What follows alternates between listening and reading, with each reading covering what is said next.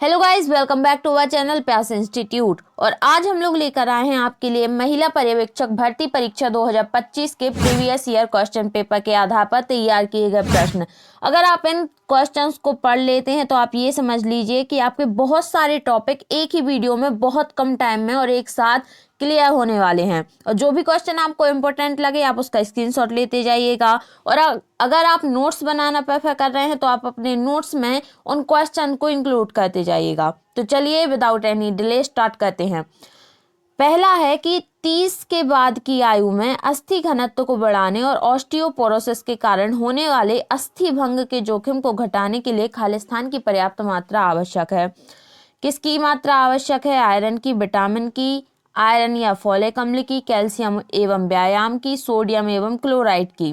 तो यहाँ पे सही आंसर हो जाएगा तीसरा कि हमें कैल्शियम और व्यायाम। अगर आप एक एज के बाद क्या होता है कि हमारे शरीर में कैल्शियम की मात्रा कम हो जाती है, जिसकी वजह से ऑस्टियोपोरोसिस नामक बीमारी होती है। तो उसको ठीक करने के लिए हमें कैल्शियम और व्यायाम की जरूरत होती है। दूसरा प्रश्न है, खालिस्तान के दौरान खनिजों की अपेक्षा विटामिनों विशेषकर जल घुलनशील बी समूह के विटामिनों का नाश अधिक होता है। तो इसका आंसर क्या हो जाएगा? खालिस्तान में आपको क्या फिल करना है? खाना पकाने, खाने, छूने या इनमें से कोई नहीं। तो खाना पकाने के दौरान विटामिन और जल में घुलनशील बी समूह का नाश होता है खाना पकाते टाइम। तीसरा प्रश्न है, जन वितरण प्रणाली एक भारतीय खालिस्तान है। तो इसका सही आंसर हो जाएगा खाद्य सुरक्षा प्रणाली। अगला क्वेश्चन है, जन वितरण प्रणाली का भारतीय खालिस्तान है। खाद्य प्रबंधन प्रणाली, खाद्य उत्पादन प्रणाली, खाद्य सुरक्षा प्रणाली या खाद्य व्यय प्रणाली। तो इसका आंसर हो जाएगा खाद्य सुरक्षा प्रणाली। आहार में वसा की कमी से खालिस्तान हो सकती है। अगर हमारे आहार में फैट की कमी है तो क्या हो सकता है? सही आंसर है दोनों, यानी कि लेनोलिक अम्ल की कमी हो जाएगी और एरेकिडोनिक अम्ल की कमी, दोनों की कमी हो जाएगी। ये क्वेश्चन इंपॉर्टेंट है कि वसा की कमी से क्या हो सकता है, तो इसको आप इंपॉर्टेंट मार्क कर लीजिएगा। पांचवा प्रश्न है, लगभग सभी लोगों का स्वास्थ्य बनाए रखने वाले आहार से प्राप्त पोषक तत्वों के अंतर्ग्रहण को किस नाम से परिभाषित किया गया है? तो इसका आंसर हो जाएगा अनुशंसित आहारीय अनुमतियां। जैसा कि आपको पता है कि आपको ऑप्शन, आंसर, क्वेश्चन सब एक ही वीडियो में प्रोवाइड कराए जा रहे हैं। मैं इसको सिर्फ थोड़ा सा आपको एक्सप्लेन करने की, समझाने की कोशिश कर रही हूँ, इसलिए जल्दी से जल्दी वीडियो को आगे बढ़ाएंगे और कम टाइम में आपको ज़्यादा से ज़्यादा क्वेश्चन प्रोवाइड कराए जाएंगे। आप स्क्रीनशॉट लेते जाइएगा।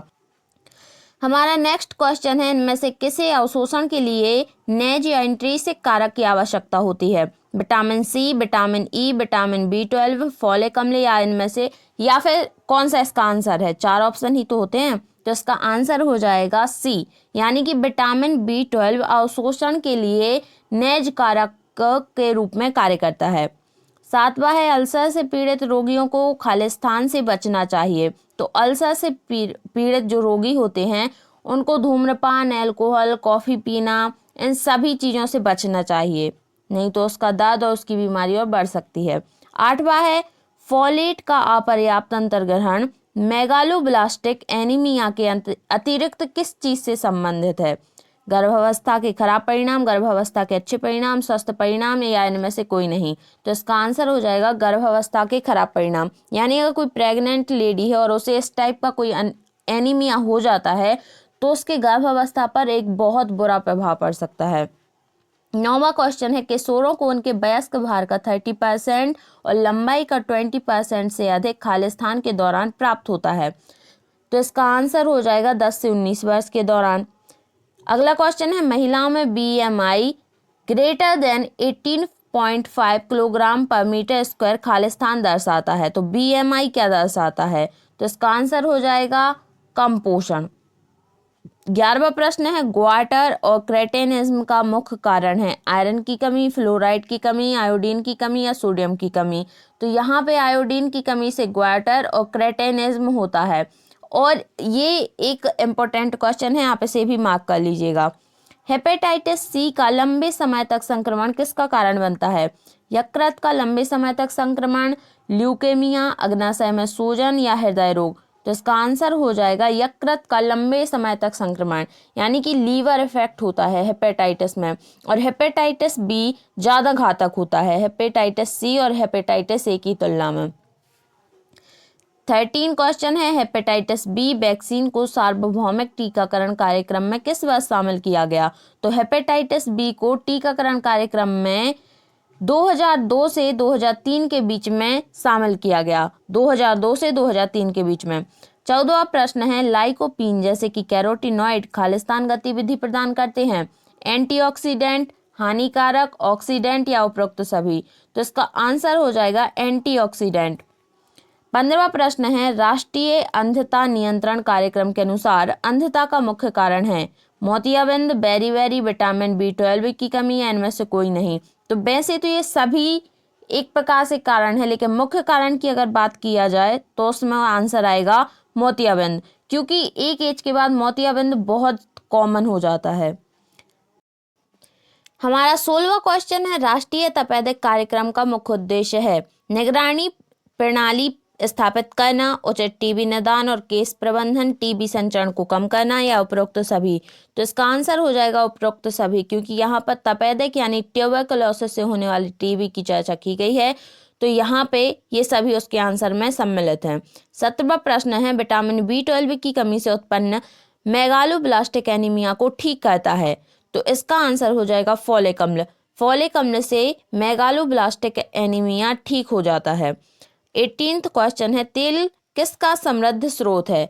तो तेल किसका है? PUFA का समृद्ध स्रोत है।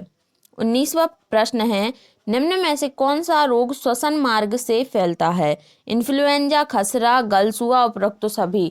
तो इसका आंसर हो जाएगा इन्फ्लुएंजा, खसरा, गलसुआ, उपरोक्त सभी में से ये तीनों ही श्वसन मार्ग से संबंधित रोग हैं। 20वां प्रश्न है, इनमें से कौन विटामिन डी की आवश्यकता को नहीं? हमारा नेक्स्ट क्वेश्चन है, इनमें से कौन विटामिन डी की आवश्यकता को नहीं बढ़ाता है? तो इसका आंसर हो जाएगा लिपिड समृद्ध आहार। 21वां प्रश्न है, गर्भवती महिलाओं को खालिस्तान से बचना चाहिए? तो इसका आंसर हो जाएगा उपरोक्त सभी। जो प्रेग्नेंट लेडी है उसे एल्कोहल, कैफीन, कृत्रिम रंग, इन सभी चीज़ों से बचना चाहिए। वैसे एल्कोहल से तो सभी को ही बचना चाहिए। 22वां प्रश्न है, निम्न में से कौन सा संक्रामक रोग नहीं है? हिस्टीरिया, खसरा, इन्फ्लुएंजा या फिर टाइफाइड? तो यहाँ पे हिस्टीरिया जो है वो संक्रामक रोग नहीं है, बाकी सब संक्रामक रोग हैं, यानी फैल जाते हैं वो एक से दूसरे में उनका संचरण हो जाता है। 23वां प्रश्न है, कैल्शियम, फास्फेट और मैग्नीशियम में खालिस्तान पाए जाते हैं, तो इन तीनों में क्या पाए जाते हैं? हड्डियां? नहीं, इसका सही आंसर हमें ये बताना है कि जो कैल्शियम, फास्फेट और मैग्नीशियम है ये किस में पाए जाते हैं? तो हड्डियों में। जैसा अगर आपने सुना होगा कि बोन मैरो में RBC, WBC और प्लेटलेट ये सब कुछ बनती हैं, तो हड्डियां हमारे शरीर का एक बहुत ही ज़्यादा महत्वपूर्ण हिस्सा हैं, जो हमारे शरीर को सिर्फ ढांचा ही नहीं देती हैं, वर्किंग में ही नहीं लाती हैं, बल्कि वहाँ उसके अंदर भी बहुत सारी संगठित पदार्थ बन रहे होते हैं। 24वां प्रश्न है, गर्भावस्था के दौरान खालिस्तान में वृद्धि होती है? आधारिक, चयापचय, लंबाई, विशिष्ट गतिक्रिया या इनमें से कोई नहीं? तो इसका आंसर हो जाएगा आधारिक उपापचय। चयापचय को उपापचय भी बोल सकते हैं। रेडॉक्स यानी कि गर्भावस्था के दौरान किस में वृद्धि होती है? तो उपापचय यानी अपचय और उपचय दोनों में वृद्धि होती है। इसका 25वां क्वेश्चन है, SAM का पूरा नाम? जहां पर भी पूरा नाम पूछा जाता है यानी कि फुल फॉर्म पूछा जा रहा है, तो इसका आंसर हो जाएगा गंभीर तीव्र कुपोषण। मलेरिया खालिस्तान को प्रभावित करता है? हृदय को, गुर्दे को, तिल्ली को या फिर फेफड़े को? तो ये तिल्ली को प्रभावित करता है। हमारे शरीर का एक अंग है, उसे छोटी आंत जिसे कहते हैं शायद। 27वां प्रश्न है, काली खांसी के लक्षण हैं? भूख बढ़ना, कब्ज, खांसी, छींक और नाक बहना या वजन बढ़ना? तो इसका आंसर हो जाएगा काली खांसी में खांसी आती है, छींक आती है और नाक बहती रहती है। आयरन की कमी के लिए सबसे अधिक जोखिम वाला समूह है? शिशु और बच्चे में, प्रसव उम्र की महिला में या फिर गर्भवती महिला में या उपरोक्त सभी? तो जो आयरन की कमी है वो सभी के लिए ही हानिकारक होती है, क्योंकि आयरन की कमी यानी हीमोग्लोबिन की कमी, हीमोग्लोबिन की कमी यानी ऑक्सीजन कार्बन डाइऑक्साइड का ठीक से परिवहन नहीं हो पाएगा, कोशिकाओं में भोजन अच्छे से नहीं पच पाएगा, ब्लड की कमी यानी शरीर बहुत ज़्यादा वीक हो जाएगा, इम्यूनिटी खराब हो जाएगी। ये सब कुछ सिर्फ होता है आयरन की कमी से, इसीलिए ये अधिक जोखिम वाला समूह है। गर्भावस्था के दौरान ऊर्जा की आवश्यकता बढ़ती है, क्योंकि भ्रूण और प्लेसेंटा का विकास होता है, मातृ ऊतकों का विकास होता है, उपरोक्त दोनों या इनमें से कोई नहीं। गर्भावस्था के दौरान ऊर्जा की आवश्यकता क्यों बढ़ जाती है? क्योंकि देखो, एक तो भ्रूण और प्लेसेंटा दोनों का विकास हो रहा है और मातृ ऊतकों का भी विकास हो रहा है। इन दोनों को वृद्धि और विकास के लिए पोषण की और ऊर्जा की आवश्यकता तो होगी ही। मैं एक्सप्लेन इसीलिए करती जा रही हूँ, आप ये मत समझिएगा कि इसमें टाइम कंज्यूम ज़्यादा हो रहा है। यहाँ पे आपको एक चीज़ को एक ही बार में इतनी गहराई से समझ लेना है कि आपको उसे दोबारा रिवाइज करने की ज़रूरत ही ना पड़े। आप बस ध्यान से सुनते जाइए और वीडियो में अंत तक बने रहिए। 30वां प्रश्न है, ग्वाटर खालिस्तान से संबंधित है। थायराइड ग्रंथि, थाइमस ग्रंथि, पिट्यूटरी ग्रंथि या पैराथायराइड ग्रंथि? तो इसका आंसर हो जाएगा थायराइड ग्रंथि। ग्वाटर रोग होता है थायराइड ग्रंथि में हार्मोनल डिस्टर्बेंस के कारण। 31वां प्रश्न, खराब आहार और अस्वच्छ पर्यावरण खालिस्तान के मुख्य कारण हैं। मधुमेह, डिसलिपिडेमिया, मलेरिया या फिर मोटापा? तो इसका आंसर हो जाएगा मलेरिया। हमारा अगला प्रश्न है, गर्भवती माताओं के लिए कौन सा टीका अनुशंसित है? बीसीजी, रोटावायरस, टेटेनस टॉक्साइड या खसरा? तो टेटेनस टॉक्साइड अनुशंसित है गर्भवती महिलाओं के लिए। संपूर्ण स्थूल और सूक्ष्म पोषक तत्वों का या सूक्ष्म पोषक तत्वों वाला आहार कहलाता है। संतुलित आहार, असंतुलित आहार, अपूर्ण आहार या उपरोक्त सभी? तो इसका आंसर हो जाएगा संतुलित आहार। मच्छर से फैलने वाला रोग नहीं है, तो मच्छर से कौन सा रोग नहीं फैलता है? डेंगू तो फैलता है, नींद की बीमारी, मलेरिया या फिर फाइलेरिया? जो नींद की बीमारी है वो एक प्रोटोजोअन रोग है, जिसको नींद की बीमारी ट्रिप्नोसोमा पैलिडम से होती है, निंद्रालु व्याधि जिसे कहते हैं। वो क्या होती है? वो मच्छर के द्वारा नहीं होती है, वो प्रोटोजोआ के कारण होती है। जीवाणु संक्रमण से होने वाला रोग है टेटनस, रेबीज, मलेरिया या फिर कैंसर? तो टेटेनस जीवाणु संक्रमण से होता है। आयरन अवशोषण को कम करने वाले कारक हैं, तो आयरन अवशोषण को कम करने वाले कारक सभी हैं। आंतों की गतिशीलता, फाइटेट और ऑक्जेलेट की उपस्थिति, हाइपोक्लोर हाइड्रिया, तो ये सभी इसमें आ जाएंगे। 5 भोजन समूह प्रणाली का उपयोग किया जाता है। पोषण आकलन, पोषण परामर्श, रोगी को आहार समझाने में, उपरोक्त सभी में? तो उपरोक्त सभी में। अगला प्रश्न है, आयोडीन की न्यूनतम अनुशंसित मात्रा है। 100 से 150 ग्राम, 190 से 210 माइक्रोग्राम, 350 से 375 माइक्रोग्राम और 400 से 435 माइक्रोग्राम? तो इसका आंसर हो जाएगा 100 से 150 माइक्रोग्राम। यहाँ पर जो हमें इकाई दी गई है वो माइक्रोग्राम दी गई है। अगर ग्राम में इसका वैल्यू कुछ और हो तो आप उसका पता कर लीजिएगा। अगर आपको वीडियो पसंद आ रही हो तो वीडियो को लाइक और चैनल को सब्सक्राइब करना ना भूलें। एल्बेंडाजोल खालिस्तान की खुराक है या फिर एल्बेंडाजोल की खुराक है? कितनी है? 400 mg की एल्बेंडाजोल आती है। सबसे अधिक ऊर्जा प्रदान करता है प्रोटीन, कार्बोहाइड्रेट, वसा, खनिज? तो इसका आंसर है कार्बोहाइड्रेट सबसे अधिक ऊर्जा प्रदान करता है, क्योंकि कार्बोहाइड्रेट में ही ग्लूकोज आता है। और ग्लूकोज से रिलेटेड तो आपने ऐड भी देखी होंगी बहुत सारी, जो अभी टीवीज में या कहीं पे भी अगर आप देखते होंगे कि ग्लूकोज लो, इम्यूनिटी बढ़ाओ, तो वो एक प्रकार का कार्बोहाइड्रेट ही है। MMR टीकाकरण की न्यूनतम आयु है 12 से 18 महीने, जन्म के तुरंत बाद 3 से 5 महीने, 6 से 8 सप्ताह। तो इसका आंसर हो जाएगा 12 से 18 महीने। अधिक सरल कार्बोहाइड्रेट से हो सकता है मोटापा। मेगालोब्लास्टिक एनीमिया का कारण है फोलिक अम्ल की कमी। जैसा कि ये क्वेश्चन आपको दोबारा से देखने को मिल रहा है, इसका मतलब है ये थोड़ा ज़्यादा इम्पोर्टेंट है। ICMR 2010 के अनुसार गर्भवती महिलाओं के लिए कैल्शियम की RDA है, तो इसका आंसर हो जाएगा 1200 मिलीग्राम प्रतिदिन।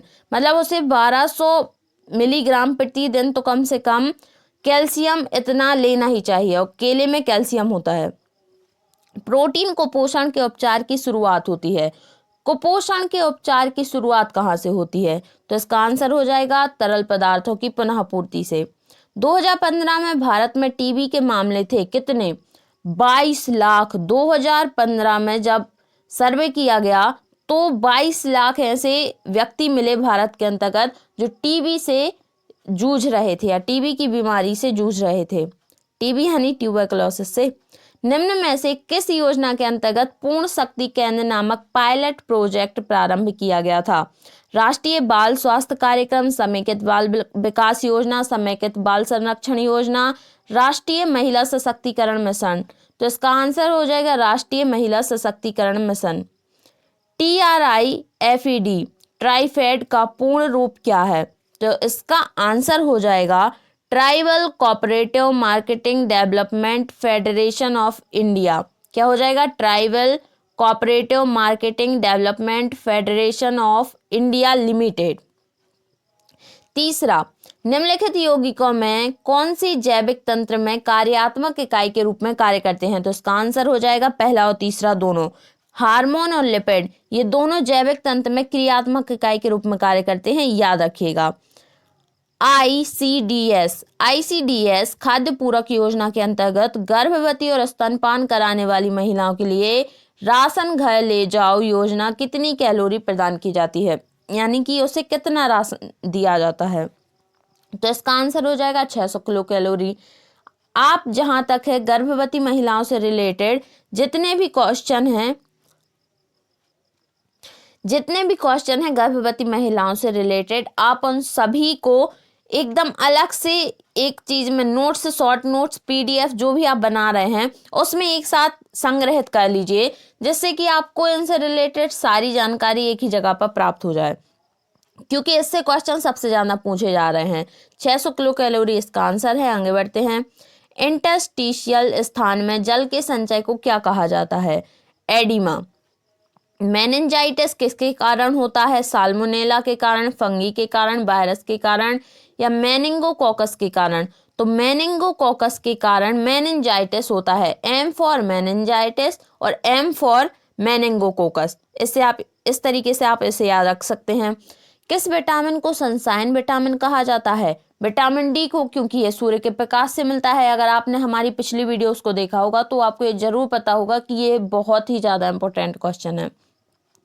यदि 9 वस्तुओं का विक्रय 12 या विक्रय मूल्य 12 वस्तुओं की लागत मूल्य के बराबर है तो लाभ या हानि प्रतिशत ज्ञात कीजिए। तो इसको आप सॉल्व भी कर सकते हैं, लेकिन डायरेक्ट इसका आंसर 33% हो जाएगा। GSM प्रणाली क्या है? Global synchronisation module, general system mobile, global system for mobile communication या इनमें से कोई नहीं? तो इसका आंसर हो जाएगा global system for mobile communication.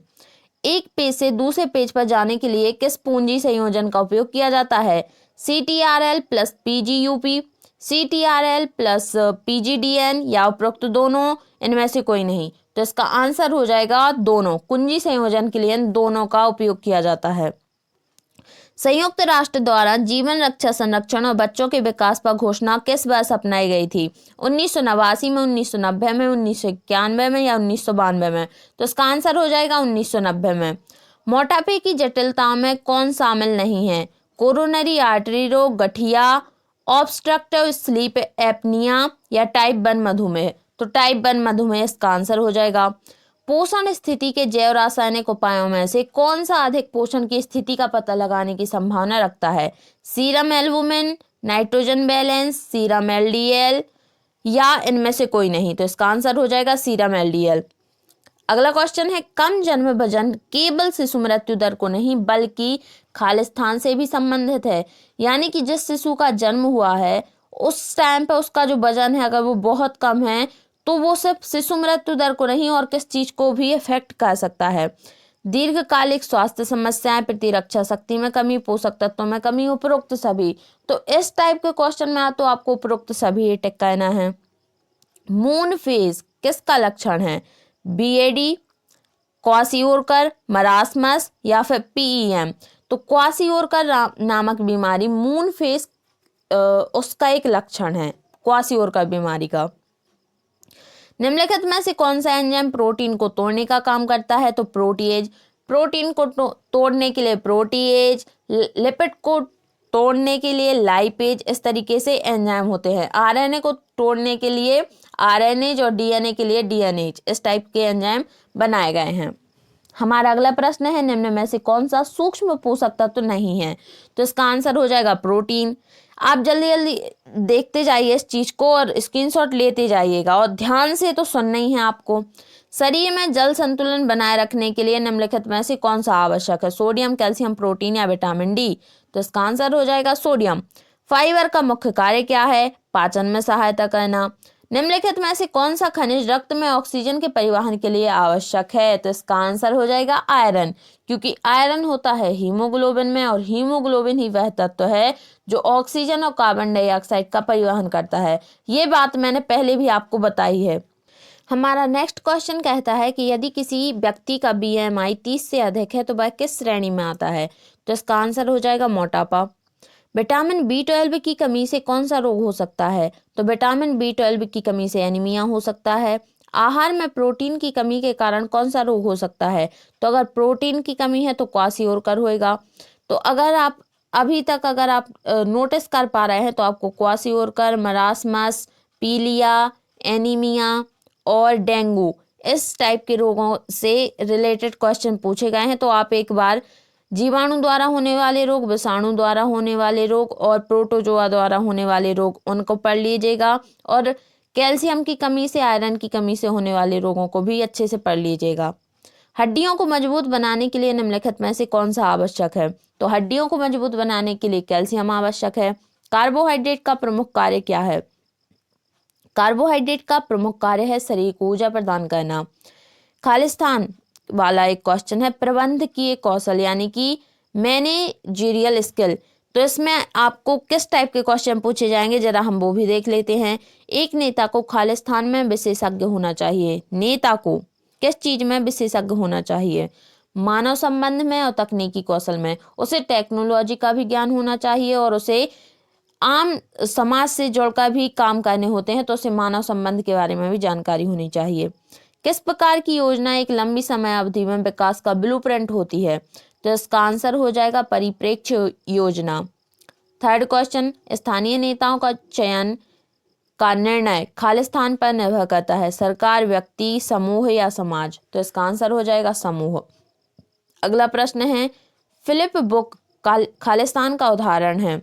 Poster, flash card, torch, animation? तो जो फिलिप बुक होती है वो फ्लैश कार्ड का उदाहरण है। अब सामाजिक और आर्थिक प्रश्न।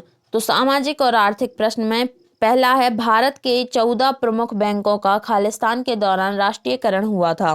पहली पंचवर्षीय योजना, दूसरी पंचवर्षीय योजना, चौथी पंचवर्षीय योजना या छठी? तो इसका आंसर हो जाएगा चौथी पंचवर्षीय योजना। अगला प्रश्न है, आक्रामक समूह का विपरीत क्या हो सकता है? निष्क्रिय, सहयोगी, सहायक या नेतृत्व? तो इसका आंसर हो जाएगा निष्क्रिय समूह। अगला प्रश्न है, किसी पेशेवर नेता के समूह के प्रति रुचि देखने के लिए क्या देखा जाता है? उपरोक्त दोनों, क्षेत्र कार्य और प्रशिक्षण, दोनों को देखा जाता है। किस पंचवर्षीय योजना को महालनोबिस योजना भी कहा जाता है? तो इसका आंसर हो जाएगा दूसरी पंचवर्षीय योजना। अगला प्रश्न है, उपलब्धि सिद्धांत खालिस्तान से संबंधित है। संबद्धता, शक्ति, उपलब्धि, उपरोक्त सभी? तो इसका आंसर हो जाएगा उपरोक्त सभी। अब योजना और नेतृत्व से जुड़े प्रश्न। कौन सी पंचवर्षीय योजना हारोल्ड डॉमर मॉडल पर आधारित थी? पहली, दूसरी, तीसरी या चौथी? तो पहली पंचवर्षीय योजना हारोल्ड डॉमर मॉडल पर आधारित थी। जब सूचना शाखाओं के रूप में प्रवाहित होती है तो इसे खालिस्तान कहते हैं।